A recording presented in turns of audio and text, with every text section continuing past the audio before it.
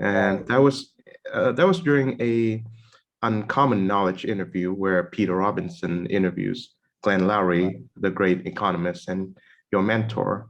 So how did a classic students come across an econ professor? Well, you talk. It's great that you talk about um, the fact that there are other good people out there with different beliefs. Because when I was 16, it was during the Trump phenomenon. Then somewhat after, I I come from a household of like Roosevelt era Democrats. Mhm. That's how we always thought, and so we always cared about income inequality and like the working class and like that. And then we saw Trump.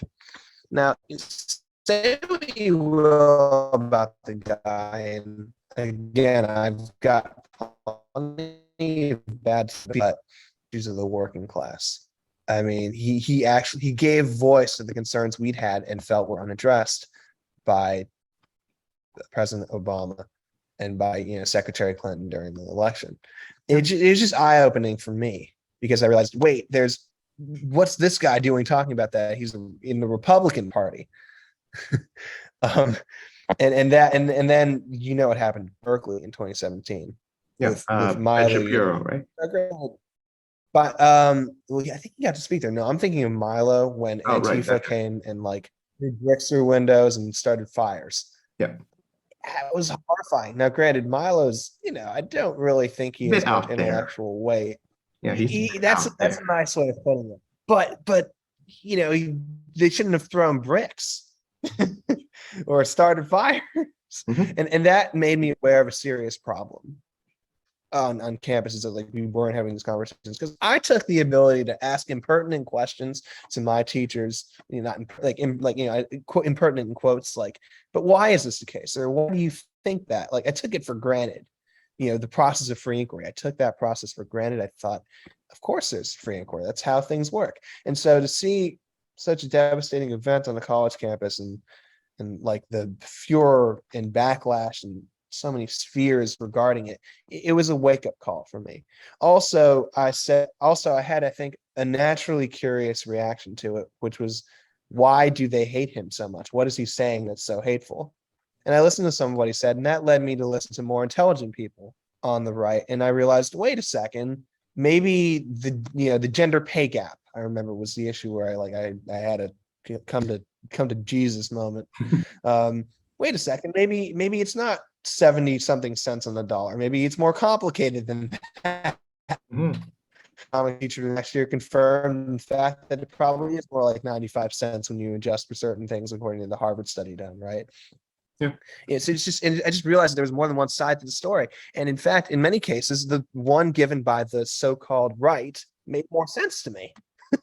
So I was gravely concerned about the state of discourse on campus at that point, and I wanted to make sure that I could expand my views. And so I stumbled, and so I saw this weedy internet video. Rob Montz, who was a Brown University alum, and he did this video of his old his alma mater when I was applying for college. Came across it, and I saw this crazy intelligent guy, extremely intelligent, articulate, passionate, and saying stuff that just I made so much sense and clicked with my very soul. And it was Glenn Loury. Mhm. And so I started listening to his podcast, which is a very interesting podcast. And he's just such an intelligent guy. And he Yeah. really, this is a theme we talked about at the Heteros Academy conference in Denver in June, but he's a great listener too. He's a great speaker and he's a great listener, and he understands, this guy understands what people are saying. He tries to make sense of it. He asks good questions. This guy is like, I mean, he epitomizes sort of the process of free inquiry, Mhm. which requires a certain charitability, I have to say. I mean, Don Tomasi and I are fond of calling him Socrates in the flesh. Um, he's the other one who said it. I remember meeting him, and he looked at me like, John Tomasi, Glenn's Socrates, isn't he? Like that.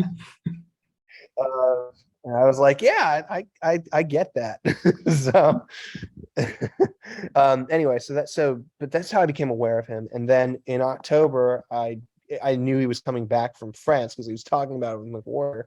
And I emailed him and I said, hey, can I stop by your office and can we have a chat? And he was like, okay, sure. I don't know how I got through, but I did. He talked and and we'll talk. He and I'll probably talk about this more, write about it, because now that we're done, now that we've finished that phase of our working relationship. But I remember walking in, he was tired, he was jet lagged, and suddenly we just started talking, and he started saying things that just made beautiful sense. And he said, "Hey, read this." He saw something in me. I don't know what from that meeting, but he did. And I came back. We talked about this, which was self-censorship in public discourse, his 1994 essay. It's a must read. It is a must read. It's a brilliant use of game theory and other concepts, of which I, a humble humanities guy turned law student, am unaware. But it's a wonderful discussion of how self-censorship works, and the consequences for discussion, what we think about when we're talking to a certain audience, how we have to be aware of multiple audiences, or how politicians are aware of multiple audiences. And you get the idea. It's a must read. But we talked about that, and then we just kept talking, and then we kept talking, and then I think he appreciated my humanities background. I mean, I was already an avid classics nerd, and I was just obsessed with the apology, and not the allegory of the cave yet. That was later, but I was just obsessed with the apology.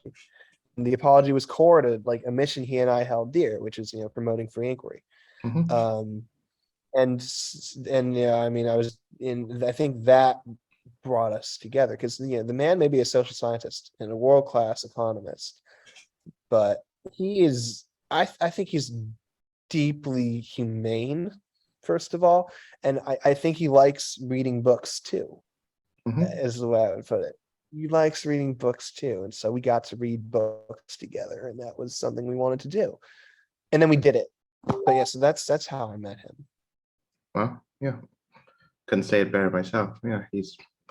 Yeah, Glenn is a rare kind of thinker. He's incredibly brilliant and incredibly courageous as well. And he deserves Yeah, every ounce of success that he's getting right now. Yeah. I think he's having his moment. Mhm. I think he's having his moment. I think people are starting to to appreciate this guy and see him again, and he is coming. And I really am looking forward to seeing the public engage more and more with Glenn Loury, a Yeah, man I revere personally and intellectually. awesome. Yeah, so the course is called Free Inquiry in the Modern World again.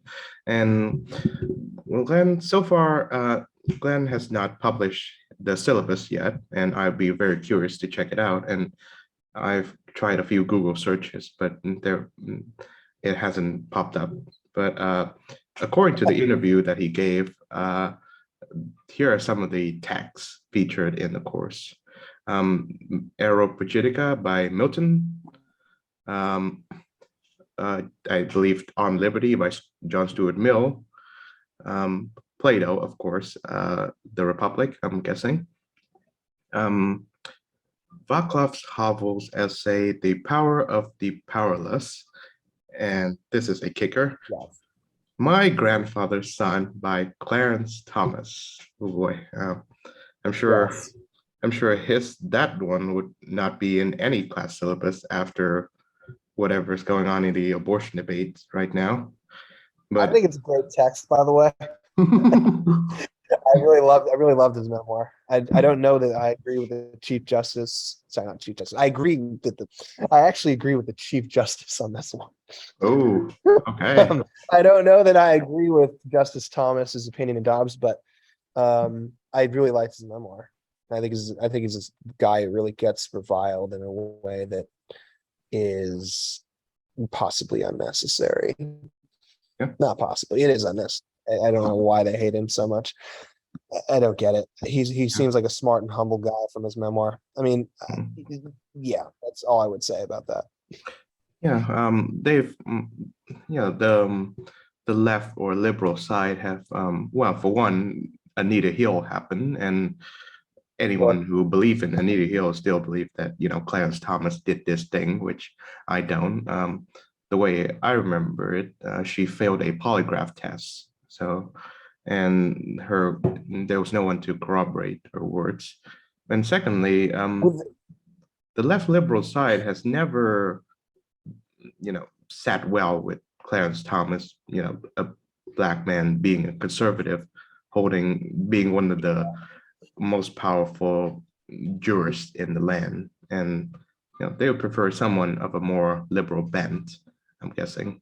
But yeah. yes, I mean, I don't, I don't really know how to comment on Anita Hill because I wasn't alive.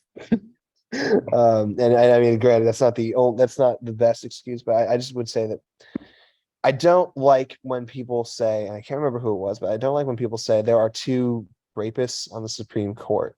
Yeah, me neither. It's a demonstrably unproven allegation, and Mhm. it destabilizes the legitimacy of the court. So that's all I'll say about that. And on the second point, I mean, I think Professor Loury has gotten flack for like, at least once. I mean, he weathers it beautifully, but like, for thinking the wrong way. Mhm. I do think that I mean, this might come down to his self-censorship essay and like related themes, about like, communities policing themselves. I don't, in terms of speech and expression or demanding a certain, I don't know. I'm not certain about it. I know that I mean, there's even a phrase for like Jews who are against Israel, like self-hating Jews. And I don't like that rhetoric very much at all. Mhm. So in general, I don't like it when, it's like, I mean, the people who call Clarence Thomas like, an Uncle Tom or something, Mhm. I think that's deplorable. I really do. I think that I think that the man thinks for himself, and I think that's something that should be applauded. And if you read his memoir, you'll see sort of like how he came to certain realizations. And I mean, you may not agree with it. You may think that it goes too far. I mean, when he's talking about. I mean, obviously, I could change my mind about this when I go to law school, but talking about like, the 15th Amendment and limiting the doctrine of that's something face that just doesn't sit right with me. But that doesn't mean that he's a horrible person or a bad thinker or an untrue and ungenuine thinker. Mhm. And so I think that's why all these issues that we just talked about in brief, that's why we included the memoir, because it's a curious case study for free inquiry. Why did he get smeared this way? How did he get smeared this way? What dynamics were at work?